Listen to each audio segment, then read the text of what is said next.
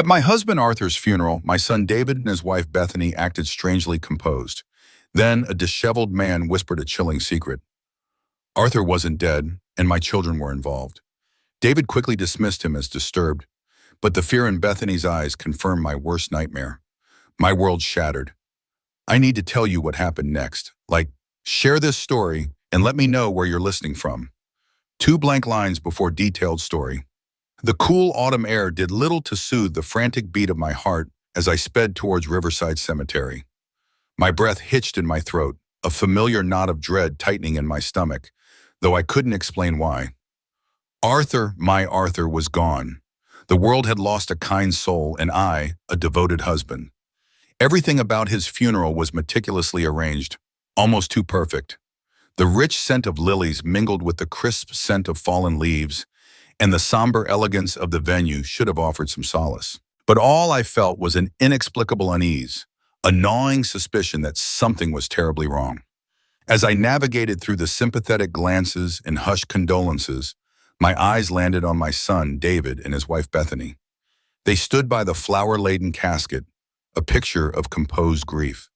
Too composed, perhaps. David's hand rested on Bethany's back, a gesture of support that felt almost performative. Bethany, usually prone to dramatic displays, wore a serene, almost detached expression. Her black dress was impeccable, her hair perfectly coiffed. She dabbed her eyes with a lace handkerchief, but her eyes held no real tears. They looked dry. Their movements were fluid, practiced. They were too helpful, guiding mourners, offering comfort where it wasn't necessarily asked for. It was unsettling. I watched David, my son, my only child. He kept glancing down, his thumb almost imperceptibly stroking the screen of his phone, hidden just out of sight in his pocket. A text message? A notification? At his father's funeral? My stomach clenched tighter. Bethany, meanwhile, maintained her immaculate facade, a testament to her self-control, or perhaps something more chilling. She was a master of appearances, always had been. But today it felt like a mask. The procession wound its way to the gravesite, a secluded spot beneath a weeping willow. As we approached, a figure at the edge of the crowd caught my attention. He was disheveled, his clothes rumpled, his hair a tangled mess, starkly out of place amidst the formal attire. His eyes, however, were what truly held me. Intense, almost desperate, they fixated on me, unwavering. He looked like a man haunted, or perhaps a man with a haunting message. I'd never seen him before.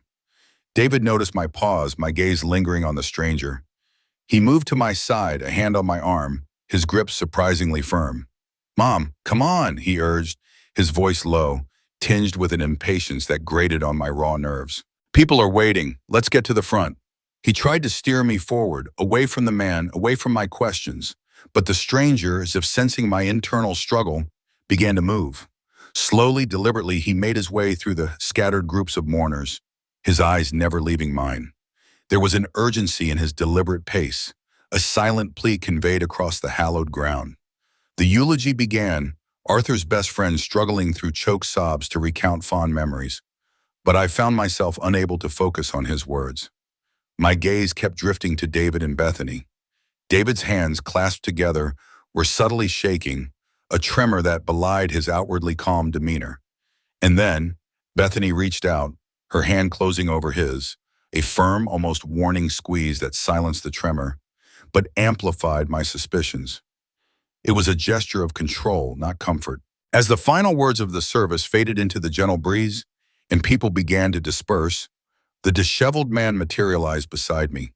He spoke in a whisper, his voice rough yet filled with a desperate earnestness. "Ma'am," he breathed, his eyes wide, "he's not dead. Your son and daughter-in-law." My world froze. The words echoed in the sudden silence of my mind, shattering the fragile peace I had been clinging to. Arthur not dead? My son and daughter-in-law? Before I could even process the information, David was there, his face contorted in a mask of anger. "Secure Edgar," he barked, his voice carrying an unexpected sharpness. He pushed me gently behind him, interposing himself between me and the stranger. "This man is disturbed. He's been harassing us all morning." The stranger, undeterred, pressed on, his voice rising in urgency. Tetrodotoxin. It's a neurotoxin. It causes paralysis, a state indistinguishable from death. No breathing, no heartbeat, low body temperature. It mimics death perfectly. He reached for me, but David's arms shot out, blocking him. I glanced at Bethany, standing just behind David. For a fleeting moment, her perfectly composed facade cracked. A flicker of raw fear, cold and undeniable, danced in her eyes before she quickly veiled it. It was gone as soon as it appeared, but I had seen it. "My name is Dr. Julian Blackwood," the stranger added, his voice strained. "I was a chemical engineer before this." The pieces, disjointed and terrifying, began to click into place. David and Bethany weren't surprised by Dr. Blackwood's claims. They were angry. Their reaction wasn't shock or grief, but a furious indignation that their secret had been exposed. The chilling realization dawned on me, a cold dread far worse than the one I'd felt arriving. Dr. Blackwood, seeing my dawning comprehension, pushed harder. "Ask yourself, ma'am, why they insisted on a closed casket viewing. Ask yourself who benefits most from Arthur's death. Who stood to gain everything?" His words were a hammer blow, each one striking a truth I had subconsciously avoided. Arthur had recently updated his will. David and Bethany were the sole beneficiaries. My voice when it came was barely a whisper, a ragged gasp of disbelief. "Is it true?" I looked past David, directly at Bethany. Her eyes met mine, and for a fraction of a second I saw a glint of defiance, then a flicker of terror. She exchanged a quick, loaded glance with David. That silent, shared look, more damning than any confession, confirmed my worst fears. My son, my own flesh and blood, had orchestrated this. He was involved. My entire world shattered. The ground beneath me seemed to give way. The loving husband I had mourned, the son I had cherished, the daughter-in-law I had welcomed, all replaced by a horrifying tableau of betrayal and deceit. The world swam around me, a distorted blur of black suits, sympathetic murmurs, and the acrid scent of earth. David and Bethany, now a menacing duo in my eyes, guided me back to the waiting limousine. My hand, hidden in the folds of my dress, clutched the crumpled piece of paper Dr. Julian Blackwood had pressed into my palm, its edges digging into my skin, a tangible anchor in the swirling chaos. "Mom, are you all right?" David's voice, usually a comforting sound, now grated on my ears, laced with an unnerving concern. Bethany, ever the actress, placed a hand on my arm, her touch feigned comfort. "She's been through so much," she murmured to an unseen relative, then lowered her voice conspiratorially. "She's been saying strange things lately, hasn't she, David?" David nodded solemnly. "Yes, a bit disoriented since the incident." Their words hung in the air, insidious seeds of doubt planted for anyone within earshot. They were laying the groundwork, building a narrative of my supposed mental fragility, preemptively discrediting any truth I might utter. A cold shiver ran down my spine, unrelated to the chilly autumn air. They were cunning, far more so than I had ever given us credit for. The ride home was a blur. My house, the sanctuary Arthur and I had built over 37 beautiful years, now felt alien, a stage set for a tragedy I was only just beginning to understand. The familiar scent of lemon polish and old books, usually so comforting, seemed to mock me. Every object, every photograph, whispered of Arthur, of a life that felt brutally ripped away, replaced by a terrifying void. "I just need a moment," I said, my voice barely a whisper, as soon as we stepped through the front door. "To freshen up." I made a beeline for the bathroom, the crumpled note burning in my palm. My hands trembled as I locked the door, the click echoing unnaturally loud in the silence. With a deep, shaky breath, I unfolded the paper. Scrawled in a frantic hand were an address, a phone number, and a chillingly direct message. "Call me when you're alone. Arthur is running out of time." Arthur is running out of time. The words slammed into me, a fresh wave of grief mixed with a potent, terrifying hope. He wasn't dead. Could it be true? My mind raced, snatching at forgotten details, inconsistencies that now screamed for attention. Bethany. When the paramedics had arrived, she had been unusually insistent on remaining by Arthur's side, even as they tried to examine him. "I can't leave him," she'd cried, a performance worthy of an Oscar. And the smell? I remembered it now, a strange, sweet, medicinal scent lingering faintly in the bedroom after the paramedics had left. A scent I couldn't quite place at the time. I'd dismissed it as something medical, a residual odor from their equipment. But now it seemed ominous. Then there was David, his incessant talk of Arthur's will, the $800,000 estate. He'd mentioned it repeatedly in the days leading up to Arthur's collapse, almost as if rehearsing. "Mom, you know Dad's updated his will," and he'd said, "He left everything to us. Well, to you, and then to us. It's quite the sum, isn't it? And then subtly, we'll need to talk about managing your finances, Mom. It's a lot for you to handle alone." He had been laying the groundwork, patiently, meticulously. My mind reeled. A soft knock on the bathroom door startled me, sending a jolt of panic through my chest. "Mom, are you all right in there?" It was David. My heart hammered against my ribs. I crumpled the note back into a tight ball, stuffing it into the pocket of my dress. "Just freshening up," I called out, trying to keep my voice steady, betraying none of the turmoil raging within me. "I'll be out in a minute." When I emerged, David and Bethany were waiting in the living room, their faces etched with a renewed pretense of concern. "Mom, we really think you shouldn't be alone right now," Bethany began, her voice dripping with false sympathy. "We've already packed you a bag. You can stay with us." The words were a trap, a gilded cage. They wanted to isolate me, control me, ensure I couldn't make that call, couldn't discover the truth. The resolve that had been hardening inside me since the cemetery solidified. "Thank you, dear," I said, my voice firm despite the tremor in my hands. "But no, I want to be in my own home. Arthur would want me here."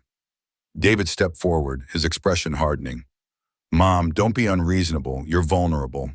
We need to go through Dad's important papers. We need to start settling things." "Those papers can wait," I stated, my voice gaining strength. I met their gazes, no longer afraid but furious. "Everything can wait. I need time to grieve. In my own home." A prolonged, veiled argument ensued, filled with thinly disguised threats and manipulations. They pressed, I resisted. Finally defeated, or perhaps simply realizing they couldn't force me without drawing suspicion, they backed down.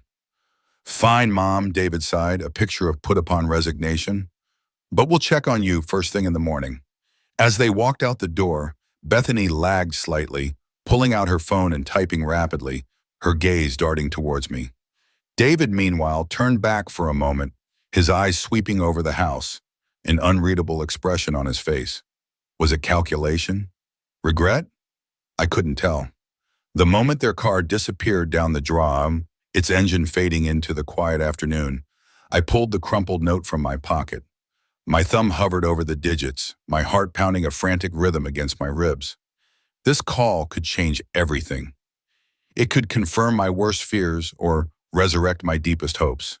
It was a leap of faith into an abyss of uncertainty. I pressed call. The phone rang twice, then a cautious voice answered. "Are you somewhere safe? Somewhere they can't hear you?" It was Dr. Julian Blackwood. I sank into Arthur's favorite armchair, the worn leather cool against my skin. The truth was coming. I braced myself. "Are you somewhere safe? Somewhere they can't hear you?" Dr. Julian Blackwood's voice, though cautious, held an undercurrent of urgency that vibrated through the phone. I clutched the receiver, my knuckles white, the leather of Arthur's armchair creaking softly beneath me. "Yes," I managed, my voice a thin whisper. "I'm alone, please, tell me." He took a deep breath and his story began, unraveling a tapestry of tragedy that mirrored my own burgeoning nightmare. "My real name is Dr. Thomas Whitfield," he started, his voice a low monotone as if recalling a painful dream. "Julian Blackwood. That's who I became after. I used to be a chemical engineer, with a life that, on the surface, was perfectly ordinary. A comfortable house in the suburbs, a beautiful wife, Sarah, and a bright, 7-year-old daughter, Emma." He paused, a catch in his throat. I imagined the pain in his eyes. Sarah inherited $2 million. It was meant for charity, a cause close to her heart. But her brother, he convinced her to let him invest it. He was a gambler, deep in debt, and a drug addict. He hid it all from her. The words resonated with a sickening familiarity, a chilling echo of David's insistent talk of Arthur's will. When Sarah started asking questions, when she pressed for details about the investments, he panicked. His voice dropped, heavy with sorrow. He used it, the same poison. My blood ran cold. The tetrodotoxin. He explained it then, the mechanism of its horror. It's a neurotoxin derived from the pufferfish. It doesn't kill you instantly, it paralyzes you. Your heart rate slows to an almost imperceptible crawl. Your breathing becomes so shallow it's undetectable. Your body temperature drops. To all medical appearances, you're dead. He paused, his voice cracking slightly. But your mind remains fully conscious. You're trapped, aware of everything, unable to move, unable to speak, unable to scream. The full horror of his words hit me with a physical force. Arthur, my Arthur. He had been conscious. Lying there, unable to move, unable to speak, as doctors pronounced him dead, as I cried over his supposedly lifeless body. He had been aware as David and Bethany offered their false condolences, as he was placed in a casket, as he was lowered into the cold earth. The thought was a searing brand on my soul, a torment beyond imagination. My stomach churned, and I pressed a hand to my mouth to stifle a cry. Dr. Blackwood continued, oblivious to my silent agony. Sarah and Emma, they were cremated. My wife would never have taken her own life, never. But the cremation, it destroyed all evidence. His voice was raw now, the pain palpable. I knew something was wrong, but I had no proof. My obsession with the truth consumed me. I lost everything. My chuen, my house, my sanity, everything. But I became an expert on that poison. He explained how he had seen the news report, the brief article in the local paper about Arthur's sudden collapse, the vague description of symptoms. When I read about your husband, Mrs. Lucille, the sudden onset, the lack of any clear cause, the rapid deterioration, it perfectly matched what I had seen with Sarah. Then he drew the parallel to David and Bethany. Their behavior at the funeral, their insistence on a quick burial, not cremation, that's critical. Cremation incinerates the evidence. Burial simply hides it. And keeping you away from the body, from the initial examination, it's all part of the pattern. Control, secrecy. My mind raced, connecting the dots. Bethany's presence during the paramedics' examination, the faint, sweet, medicinal smell, David's hurried talks of the will, the controlled environment they had created around Arthur's death. But why, I whispered, the words barely forming, why would David do this to his own father? It was incomprehensible, a violation of every natural law. Dr. Blackwood's answer was grim, chilling in its stark simplicity. In my experience, Mrs. Lucille, it's always about money, always. How much is your husband's estate worth? I hesitated, then the truth tumbled out. Nearly $800,000. He didn't miss a beat. And if you, his grieving widow, were to tragically succumb to your overwhelming sorrow soon after your husband's passing, where would that money go? The implication hung in the air, a poisonous, suffocating cloud. My breath hitched. It wasn't just Arthur, it was me. I would be the next victim of grief, the one who couldn't bear the loss, the one who faded away, leaving everything to David and Bethany. The full, terrifying scope of their plan unfurled before me, a monstrous tapestry of greed and cold-blooded calculation. My own son. If Arthur is really alive, I managed, my voice barely audible, how long do we have? The thought of him, conscious and buried, was a torment I couldn't bear. Dr. Blackwood's tone grew even more urgent. Tetrodotoxin is not permanent. It wears off within 12 to 24 hours depending on the dosage. But burial, lack of oxygen. If he's already buried, we don't have much time at all. Every minute counts. He could be suffocating even as we speak. A fresh wave of panic washed over me, but it was quickly replaced by a fierce, protective, maternal instinct. My husband, my Arthur. He was still alive. Mrs. Lucille, Dr. Blackwood continued, his voice now a steady command. If we're going to save him, we have to act tonight, and we have to be very, very careful. If your son and daughter-in-law realize you know the truth, you'll be next. The horrific truth settled over me, cold and unyielding. My son was a murderer, and I, his mother, was his next target. The shock was profound, but paradoxically, it brought a strange clarity. The tears, the grief, the despair, they were still there, but now they were overshadowed by a burning resolve. I wouldn't let them win.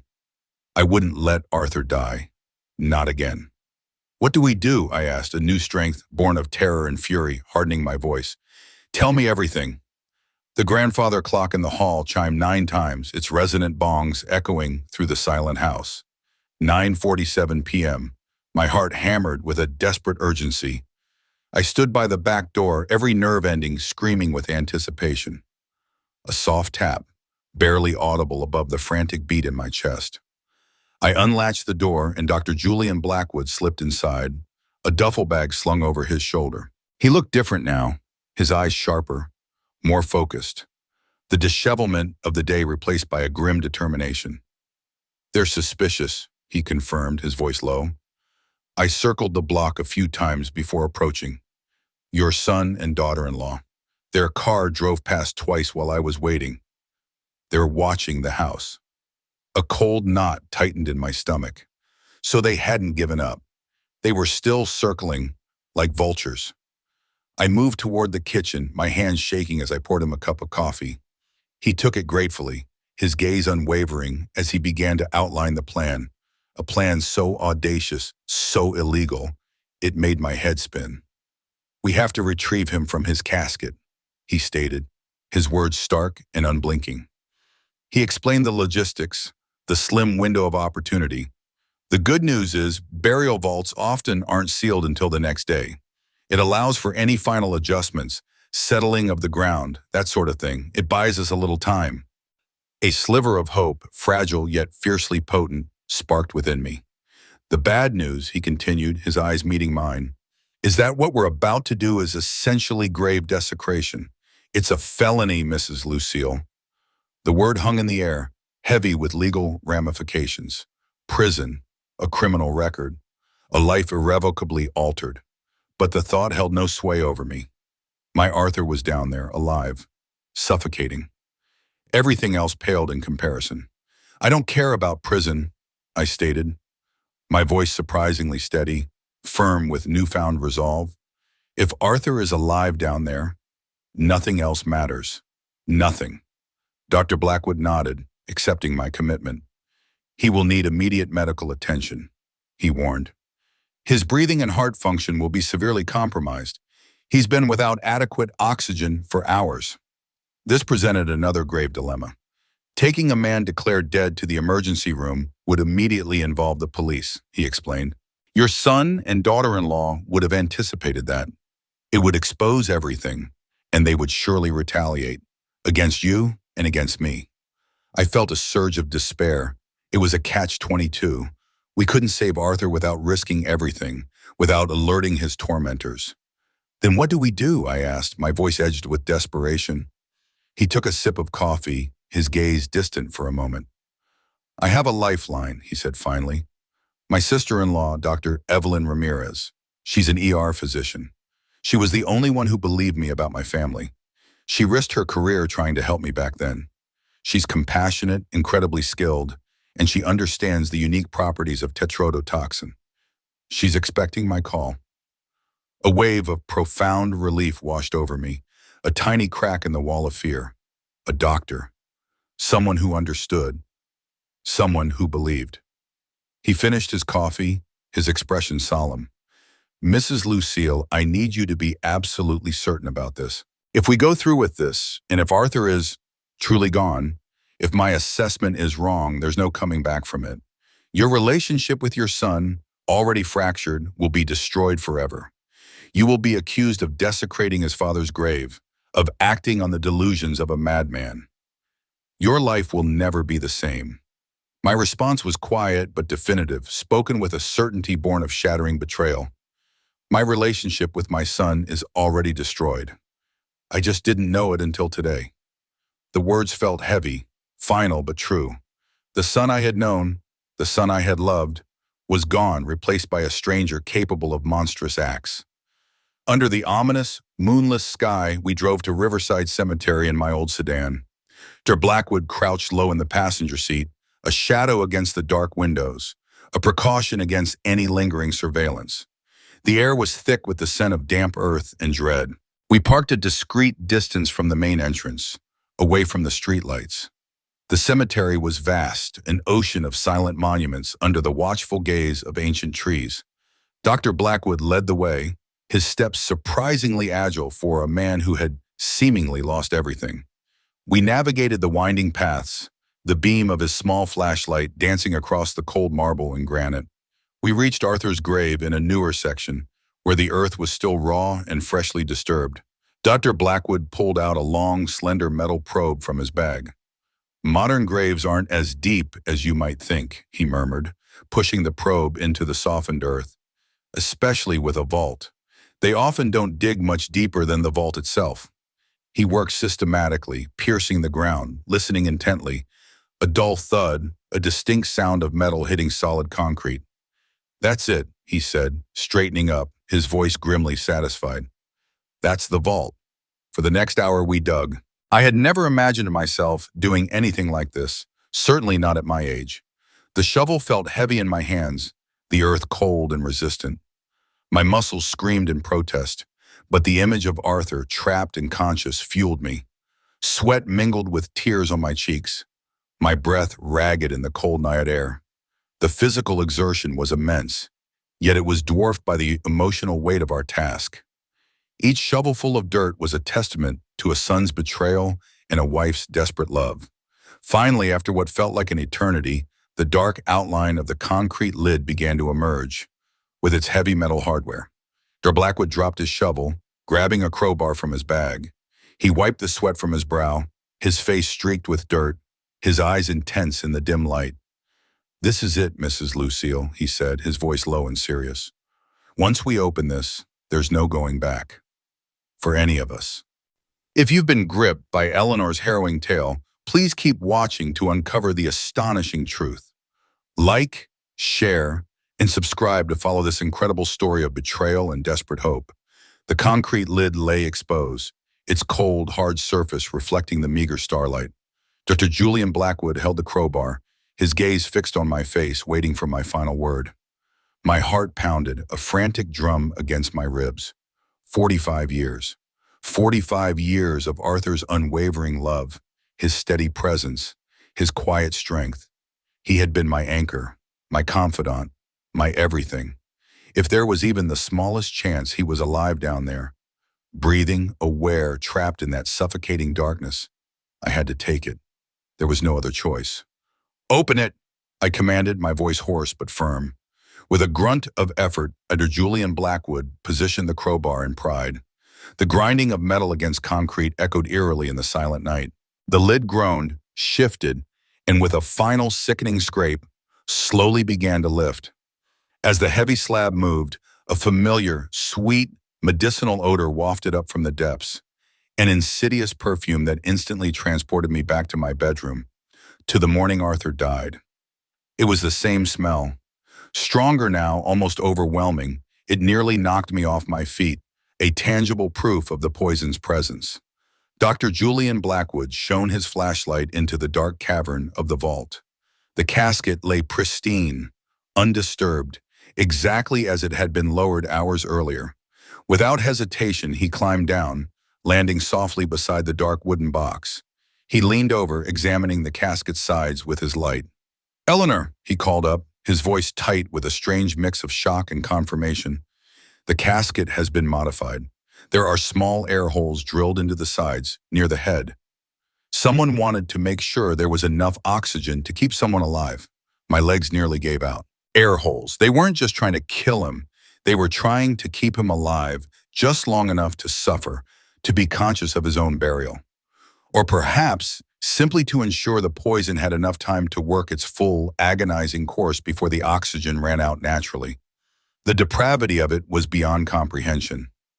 "Oh my God," I gasped, tears streaming down my face. "Help me get this open." I descended into the vault, my movements clumsy with adrenaline and despair. Together we fumbled with the intricate latches of the casket. Each click echoed with the weight of our desperate gamble. Dr. Julian Blackwood looked at me one last time, his eyes searching mine. "Are you ready?" I nodded, unable to speak, my throat choked with emotion. He braced himself, and with a final concerted effort, he lifted the lid. Arthur lay within, perfectly still, his face pale and slightly blue in the beam of the flashlight. For a terrifying second, I thought we were too late. My heart seized in my chest.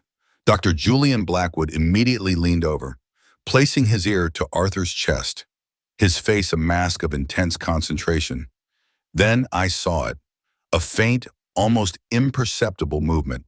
Arthur's chest, barely, infinitesimally, rose and fell. It was so slight, so subtle that in any other circumstance, it would have been missed entirely. But I saw it, and then I cried out, a raw, guttural sound of relief and agony. "He's alive," Dr. Julian Blackwood whispered, his voice thick with emotion, a profound disbelief mixing with triumph. "Jesus Christ, he's actually alive." Arthur's eyes remained closed, his face still and lifeless, but that faint, undeniable movement of his chest, that shallow, fragile breath, was proof. He was there. He was still with me. Dr. Julian Blackwood quickly checked his pulse, which was thready and weak, then his other vital signs. "The poison is still in his system, but it's wearing off. We need to get him out of here and into the hospital immediately. His oxygen levels have been critically low for too long." As we carefully began the impossible task of lifting Arthur's unconscious body from the casket, a sound pierced the heavy silence of the cemetery. Car doors slamming, distant voices. My blood froze. "Someone's coming," I whispered, the words catching in my throat. Dr. Julian Blackwood straightened, peering over the edge of the vault. "Two figures," he confirmed, his voice urgent. "With flashlights. We need to move now."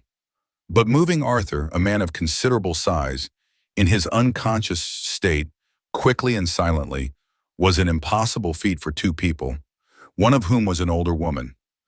The voices grew closer, echoing through the night, and then I recognized them. David and Bethany. "Mom," David's voice, laced with feigned concern, carried across the cemetery. "Mom, are you out here?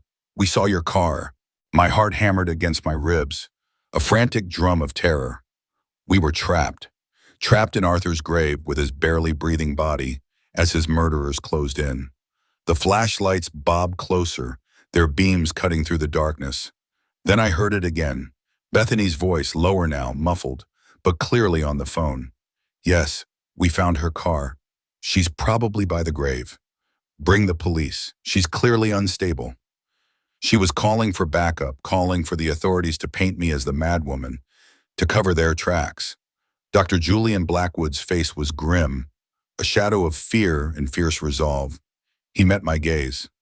"Whatever happens next, Eleanor," he said, his voice quiet but resolute, "remember that we found him alive. No matter what they say, no matter what lies they spin, Arthur is alive, and that proves everything." A surge of strength, cold and burning, coursed through me. I looked down at Arthur, his chest rising and falling with that faint, precious breath. He was alive, and for that, I would fight. "Then we fight," I whispered back, my voice firm, infused with a courage I didn't know I possessed. "Whatever it takes, we fight." The twin beams of their flashlights sliced through the darkness, dancing closer, illuminating the spectral shapes of tombstones. David and Bethany's footsteps crunched on the gravel path, growing louder, more distinct. Dr. Julian Blackwood and I crouched low in the open grave, our bodies pressed against the cold dirt, knowing our discovery was inevitable, but desperate to buy another second, another breath for Arthur. "Think, Eleanor," Dr. Julian Blackwood whispered, his voice urgent, strained. "Is there anything about your son and daughter-in-law that could help us? Any weakness we can exploit?" My mind raced, scrambling for anything, any detail that could turn the tide. David's greed was obvious, but Bethany was different. Her entire life was a carefully constructed facade of perfection, a desperate need to be seen as ideal, as superior. That was her Achilles heel. Bethany, I breathed back. Her image, her need to be perfect.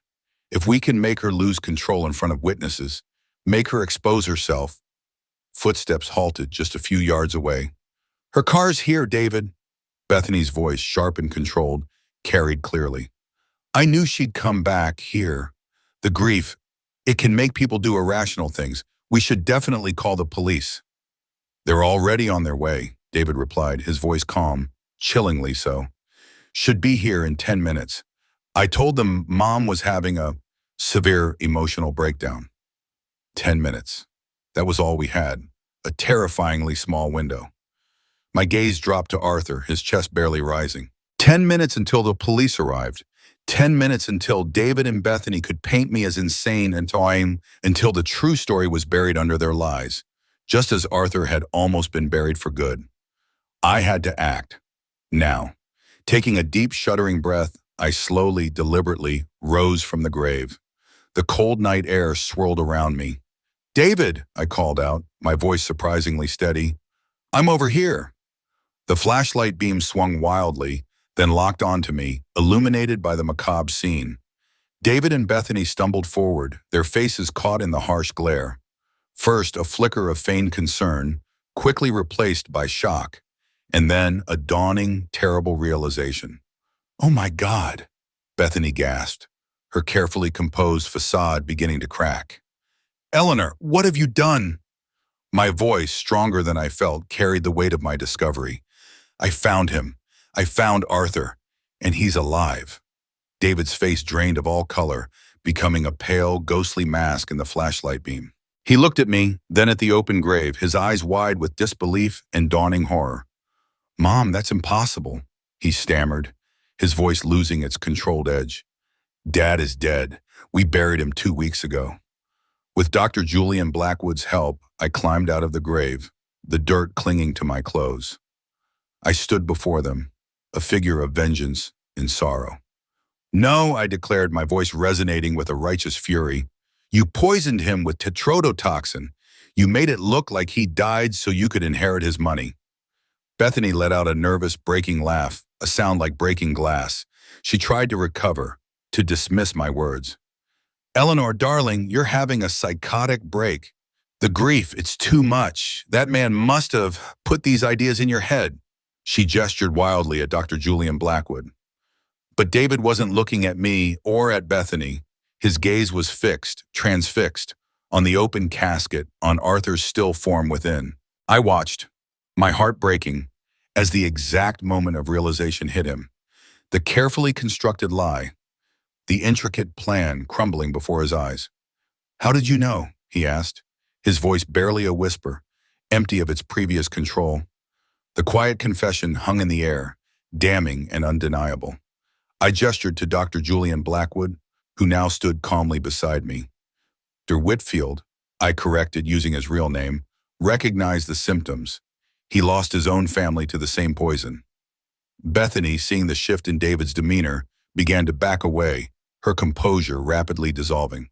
I'm calling the police, she shrieked, fumbling for her phone. You're both insane.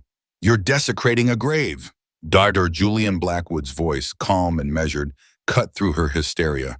You might want to explain to them, Bethany, why Arthur Lucille has air holes drilled in his casket. Her voice became shrill, high-pitched, dissolving into incoherent protest. Coincidences! All coincidences! This is outrageous. David, however, was still staring down into the grave, his mind working, calculating.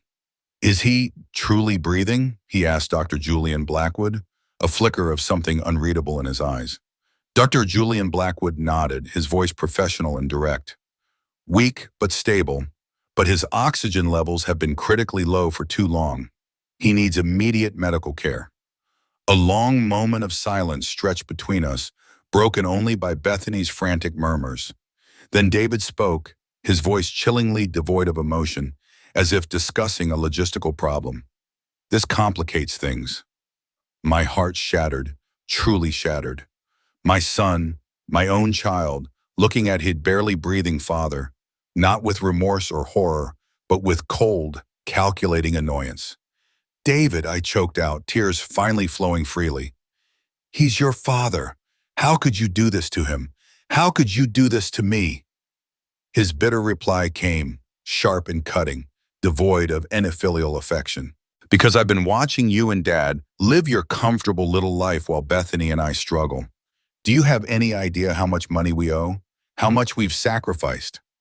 Bethany, regaining a sliver of her composure, let out a harsh laugh, a sound like breaking china. You would have made us feel like failures while you doled out little bits of assistance like treats to a dog. So, I asked, my anger flaring, eclipsing the hurt. You decided to kill us instead? David met my gaze, his eyes cold and hard. We decided to take what should have been ours anyway. David and Bethany exchanged a silent, telling look, a rapid-fire communication of conspiratorial minds racing to devise a new strategy. The game had changed. Their perfect crime was exposed, but they weren't giving up. Bethany's voice, when she spoke, had regained its chilling calm, a dangerous control that sent shivers down my spine. It's simple, David, she said, her eyes fixed on me with a venomous stare. We stick to the story. Eleanor is mentally unstable, overcome with grief, hallucinating. This man, she gestured dismissively at Dr. Julian Blackwood, is a homeless person with his own history of mental illness. He's been feeding her delusions.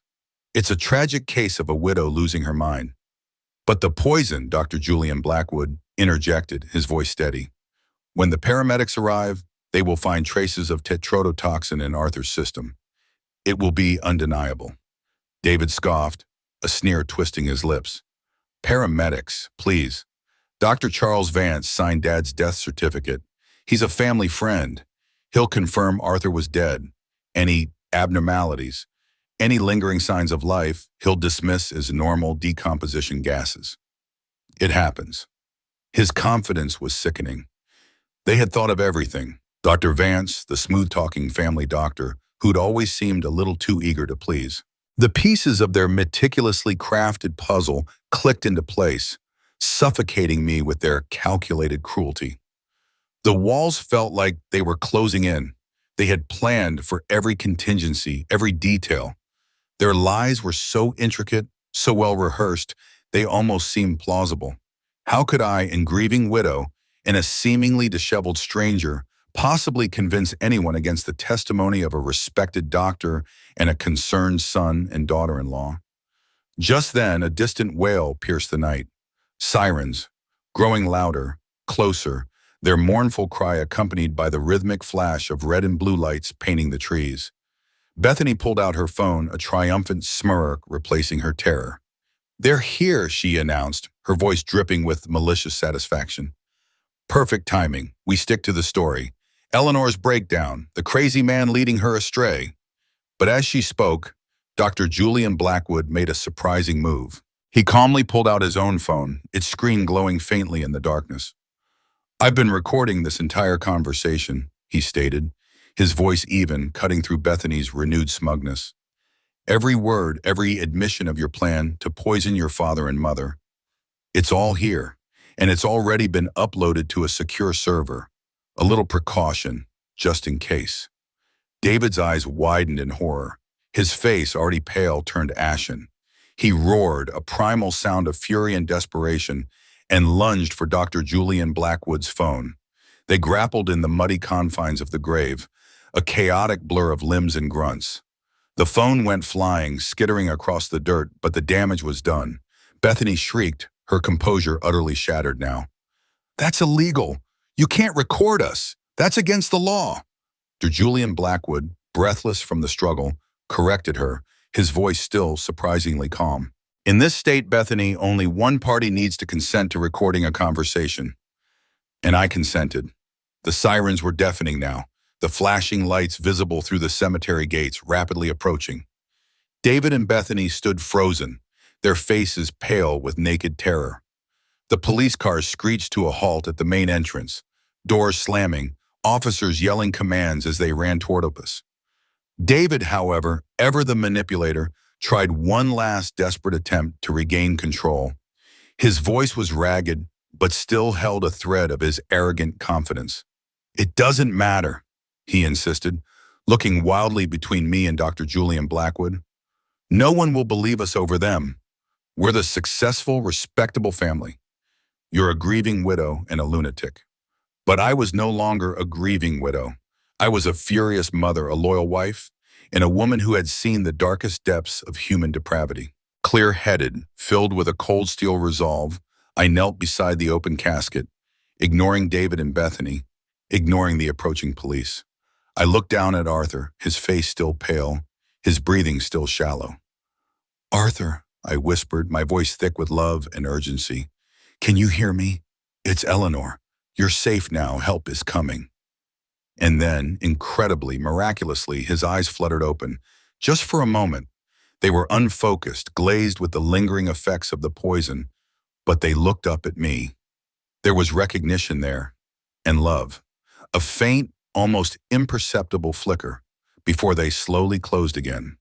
Both Dr. Julian Blackwood, and more importantly, David and Bethany, witnessed it. That undeniable, breathtaking sign of life. A living testament to their monstrous crime. The first police officers burst through the trees, flashlights blinding, guns drawn. "Police, don't move!" I ignored them, my gaze fixed on Arthur. I reached out, taking his cold hand in mine. And then he squeezed. Weakly, feebly, but unmistakably, his fingers curled around mine. "I love you too," I whispered. Tears of relief and hope mingling on my cheeks. "And we're going to be okay." The perfect crime, the meticulous plan, had one fatal flaw. The victim was still alive. The next 72 hours passed in a chaotic blur, a whirlwind of fluorescent hospital lights, hushed police interviews, and the rhythmic beeps of medical equipment. Arthur was whisked away by paramedics, and I was taken to the police station for a statement, Dr. Julian Blackwood by my side. Every detail of our harrowing night was recounted. Every chilling word of David and Bethany's confession laid bare. The medical tests confirmed it all.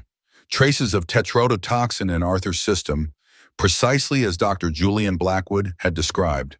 Dr. Evelyn Ramirez, Dr. Julian Blackwood's sister-in-law, an ER physician with a fierce dedication to her patients, proved to be Arthur's guardian angel. She worked tirelessly, her expertise in toxicology and critical care instrumental in stabilizing him. He was alive, a miracle. But the prolonged lack of oxygen had taken its toll. His recovery would be slow, challenging. There was potential for cognitive impairment, and his physical strength was severely diminished. Yet he breathed independently, and each day brought a fractional improvement, a faint flicker of his old self. Dr. Julian Blackwood's recording of the cemetery confrontation was the linchpin. It left no room for doubt, no escape for David and Bethany. The district attorney swiftly filed charges: attempted murder, fraud, and conspiracy. The evidence was overwhelming, thanks to Dr. Julian Blackwood's foresight and Detective Lena Wong's meticulous follow-up investigation. Despite the swift march toward justice, a hollow ache persisted within me. Arthur was alive, yes, but the son I had known was irrevocably lost. The realization of David's capacity for such evil left an unsettling emptiness, a profound sense of loss that even Arthur's miraculous survival couldn't fully mend. Detective Wong's investigation unearthed the true depths of David and Bethany's desperation. They were drowning in nearly $300,000 of credit card debt, accumulated from a lifestyle they couldn't afford, and a series of disastrous investments. Their calculated plan was disturbingly clear: inherit Arthur's estate, then collect on my life insurance policy, framing my death as a tragedy born of grief. All of it to clear their crippling debts and maintain their illusion of success. The trial was set for next spring. If convicted, David and Bethany faced 25 years to life. A week later, Dr. Julian Blackwood visited Arthur in the hospital. He looked remarkably different. Clean-shaven, dressed in fresh clothes, his eyes were still intense.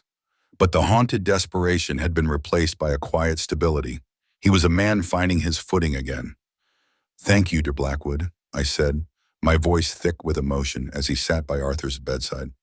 "I don't know how I can ever repay you. You saved my husband's life. You saved my life." He gently shook his head, a faint smile touching his lips. You don't owe me anything, Mrs. Lucille. Mahosia. Thomas, please. Call me Thomas. Helping Arthur. Helping you. It gave me purpose again. It felt like I was finally doing something right. Something to honor Sarah and Emma. We sat in comfortable silence for a while, the only sounds the soft hum of hospital machinery and Arthur's shallow breathing. Then Thomas turned to me, his expression serious. There's something else you should know, he began, his voice low, about David and Bethany. Something that might interest you, considering their upcoming trial. My stomach tightened. What more could there possibly be? Detective Wong and I, he continued, have been looking into their lives, their finances, their relationships. It seems Bethany has been having an affair. He paused, letting the words sink in. With Dr. Charles Vance. My jaw dropped. Our Vance, the family friend, the doctor who had signed Arthur's death certificate without a second glance. The layers of deceit were staggering. We have photographs, hotel receipts, text messages, Thomas detailed, his eyes cold. She's been planning to leave David once they got their hands on the inheritance money. Vance was going to help her disappear. He was going to confirm Arthur was dead, give her an alibi, and then they'd vanish with your money. A betrayal within a betrayal. David, my son, had been betrayed by his own wife, by the woman he had conspired with to murder his parents. The irony was a bitter pill. David doesn't know, does he? I asked, a strange, grim satisfaction beginning to bloom in my chest. Thomas shook his head. Not yet. He thinks Vance was simply a family friend covering for them. He has no idea his wife was planning to run off with him. He then painted an even grimmer picture of their financial collapse. Bethany also had secret gambling debts, nearly $75,000 she kept hidden. And David, he'd taken out loans from some very unsavory characters to cover stock market losses. They were both living separate, secret lives of desperation and deceit.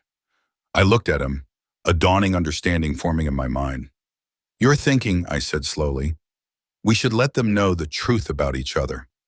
Let them experience the same kind of betrayal they inflicted.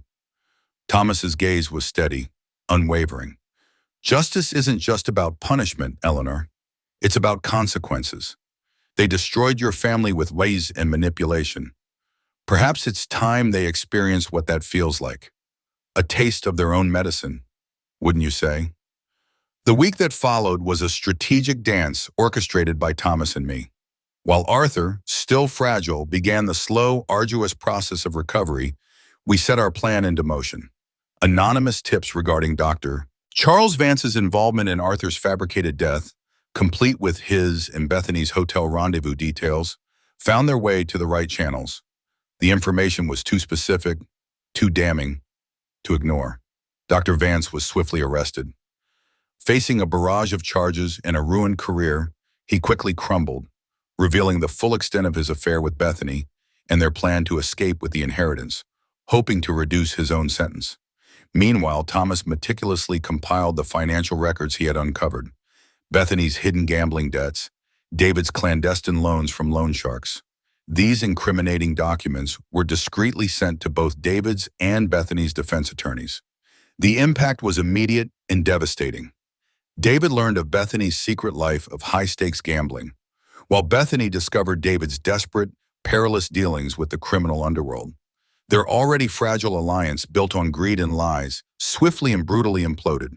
Their shared defense shattered, replaced by accusations and bitter recriminations. Separate attorneys were hastily appointed. Bethany, seeing an opportunity to save herself, agreed to testify against David. David, enraged by her betrayal and her plans to abandon him, retaliated by exposing the full extent of her affair with Dr. Vance and her scheme to leave him once the inheritance was secured. From Arthur's hospital room, I watched the news reports, a cold, surprising satisfaction settling over me. Their mutual destruction unfolded in public, a spectacle of their own making. This was what they had done to my family, tearing us apart with lies and manipulation. Now they were experiencing it themselves, their perfect lives crumbling under the weight of their own deceit. Arthur's recovery, though slow, was marked by small, profound victories. One afternoon, his eyes fluttered open, clear and bright, and he spoke my name, Eleanor, with an unwavering clarity that brought tears to my eyes. His mind was sharp, his spirit unbroken. The physical scars would remain, but his essence, the Arthur I loved, was still there. They made their choices, I told Thomas one evening, watching Arthur sleep peacefully. Now they get to live with the consequences. There was no joy in their downfall, only a grim acceptance of justice. 1 year later, the world had fundamentally shifted. Arthur and I found our peace in a charming new cottage, nestled 40 miles outside the city, far from the shadows of our old life. The garden, a riot of vibrant colors and fragrant blooms, became Arthur's sanctuary. His body, though still bearing the lingering effects of his ordeal, had recovered remarkably. His mind, fully intact, found joy in tending to the earth, cultivating new life where death had almost claimed him. Above our garage, in a cozy apartment, lived Thomas. He was no longer Dr. Julian Blackwood, the haunted, disheveled stranger.